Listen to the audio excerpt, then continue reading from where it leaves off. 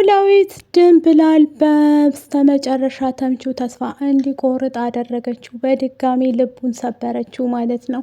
ወይዘሮ ሜላትን ለማስደሰት ብለው ሰላምና ወይዘሪት እንትና ሀና እንደዚሁም ምላሴ ሆነው ቆንጆ ቤት ገዝተው ላንቺ ይገባሻል ብለው ሰርፕራይዝ አረጓት። እሷ በሰርፕራይዛቸው በጣም ተናዳና ተበሳይታ ስለነበር ሊሆን አይችልም፣ በፍጹም እኔ ይህንን ወድጀዋለሁ፣ ማንም ሰው ቢመጣ ልቀይረው አልችልም፣ በፍጹም ያደኩበትና የኖርኩበትን ቤት ትቼ እዚህ መግባት አልችልም ስትል ሰላም እየተቆጣኝ፣ በፍጹም ያ ቤት እኮ ላንቺ ህይወትሽ ምስቅልቅል ያደረገው ብዙ ነገርን ያሳለፍሽበት ነው፣ ወደዛ ትተሽው ወደኋላ ወደፊት መሄድ አለብን ብለው አዲስ ቤት አስገብተዋታል። ሰላም ጤና ይስጥልኝ ውድ ቤተሰቦቼ፣ ለቻናል አዲስ ከሆናችሁ ላይክ፣ ሸር፣ ሰብስክራይብ ማድረግን አትርሱ ማለት ነው።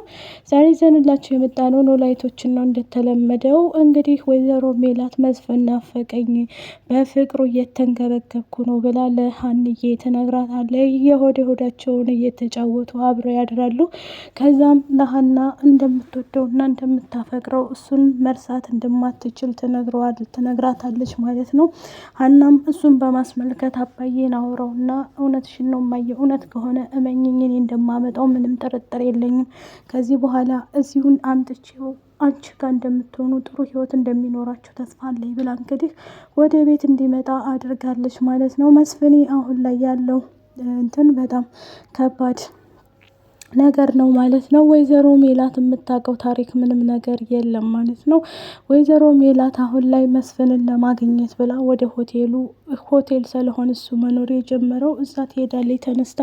እዛ ስትሄድ ሀናና ሰላም ይመጡባታል። ምን እያረግሽ ነው እማዬ? ድንግጥ ስልና ወይዘሮ ሜላት ትርበተበታለች።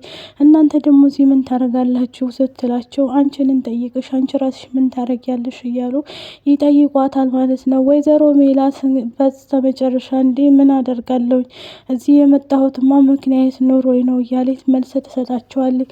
በፍጹም እማዬ ይሄንን ታንቺ አንጠብቅም ነበረ፣ ግን እሷ ምግብ ልበላ ነው ያገለልኩት እዚህ እንጂ ለሌላ ነገር አይደለም። አይደል አባዬ ናፍቆሽ ነው አይደል ትልና እሺ በቃ አሁን አንቺ በቃ እኔን ካላስጨነቅሽና ካላስለፈለፍሽ አይሆንልሽም ማለት ሰላምዬ ትላታለች። ከዛ ወደ ቤት ይመጣሉ። ቤት ከመጡ በኋላ ድንብላልን ጠርተው ይሄ ሰሀን ለምንድን ነው ከዚህ ቦታ ያልተነሳው ትላታለች። ማን መጥቶ ነበር? ሀናና ምላሴ መጥተው ነበር እንዴ ብላ ሰላም ስጠይቃት ከሜላት ጋር ወደ ቤት ስለመጡ ሜላትም ስጠይቃት ድንብላልን በፍጹም ማንም ሰው አልመጣም፣ ብቻ ያ ልጅ መጥቶ እንዳይሆን ትላለች። ሰላምም ማለት ነው ማን ነው እሱ? ብቻ ዘሪሁን እንዳይሆን እያለኝ እኔ በሌለሁበት ማንም ሰው እንዳይመጣ ብዬሽ ነበር እኮ ትልና ወይዘሮ ሜላትም ትናገራታለች። በእርግጥ ማንም ሰው የመጣ የለም፣ ግን እሳ እንትና ዘርዬ አይደለም የመጣሁት የመጣው ጋሽዬ ነው ስትላት ድንግጥ ስልና አሀ እኔ ስደውልለትና እኔ እንትን ስለው እሱ ግን ምንም ስልክ አያነሳም ብላ ትላታለች። ከዛም እንዴ ምን ማለትሽ ነው? እኔ አላቅም፣ ግን እኔና እሱን የበላ ነው መጥቶ ነበረ፣ ለማንም እንዳትናገሪ ብሎ ስለሄደ ነው እንጂ ለሌላ ነገር አይደለም ብላ ትናገራለች ማለት ነው። እሷም በዛ መካከል እንደዛ ስለሆነች ተነስታ ትሄዳለች ማለት ነው።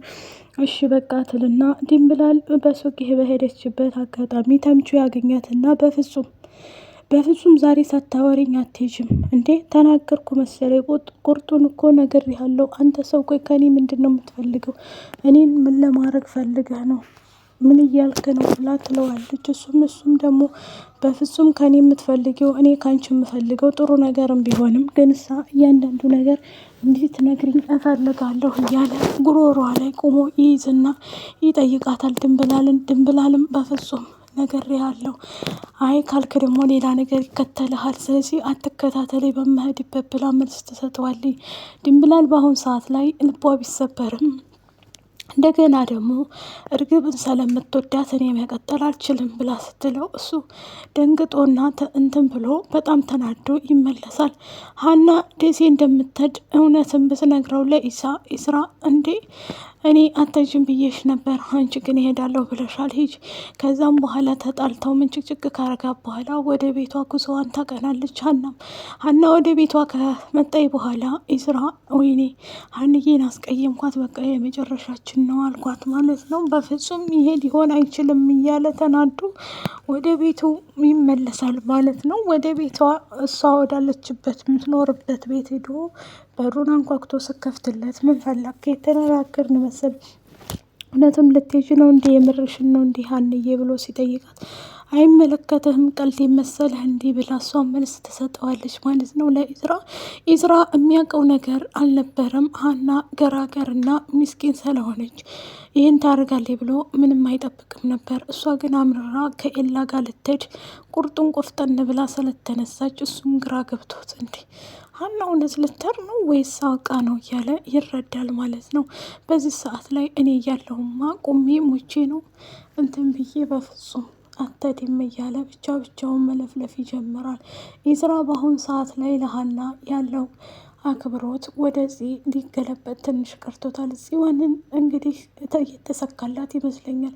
ሰላም አብረን እንስራ ፈተና ስላለቻት ጺም ደግሞ ከእሷ ጋር መስራት አልፈልግም እያለች ለኢዝራ ትነግረዋለች። መስራት አለብሽ ጺ አትጃጃይ፣ ትምህርት እኮ ህይወት ነው እያለ ይነግራታል ማለት ነው። እሷ ደግሞ በፍጹም ይህም ማድረግ አልችልም እያንዳንዱ ነገር ማድርገውን እኔ አውቃለሁ። ስለዚህ ሰላም ጋር ምንም ቢሆን ልሰራ አልችልም እያለች ለኢዝራ እየነገረች ኢዝራም ተናዶና ተበሳይቶ ስለነበረ ምክንያቱም ቅዱስንም እወድሃለሁ ስላለችው ሰላም እውነት ወዳይ ነው አፍቅራይ ነው ቆይ ምን ለመሆን እየፈለገኝ ነው ሰላም እያለ ብቻውን ማውራት ይጀምራል። ቅዱስ በአሁን ሰዓት ላይ ያው የትምህርት ቤታቸው አባልም ቢሆንም አብሯቸውም አንድ ላይ ግን ጺን እንደሚወዳት ነበር የምናውቀው። አሁን ደግሞ ሰላም ለመበቀል ብላ እያንዳንዱ ነገር ምን እንደምታደርግ እሷን ለመበቀል ጺን ለመበቀል ብላ ስለሆን ምክንያቱም ጺ ኢዝራን አላስቆም ስላለችው እሱም በሱ በማስመልከት እኔ ቆይ ጠይቃታለሁ ብላ ትጠይቃለች ማለት ነው። የወይዘሮ ሜላት ቤተሰቦች አሁን ላይ ግራ ስለገባቸው ምን ማድረግ አለብን እያሉ ይነጋገራሉ። ሜላትን ለማስደሰት ከባሏ ጋር ለመመለስ መስፍንም ወደ ቤቱ እንዲመጣ ጥረት እያደረጉ ነው። አሴርና ተምቹ ሲነግረው በጣም ደንግጦ ሜላትም እርግብን ልታይ በሄደችበት እርግብ ታማለች ወይዘሮ ሜላት እያለች ሜሮን ትነግራታለች። ምክንያቱም አታወራም አትናገርም እያለ ላይክ ሸር ሰብስክራይብ አድርጉ ባይ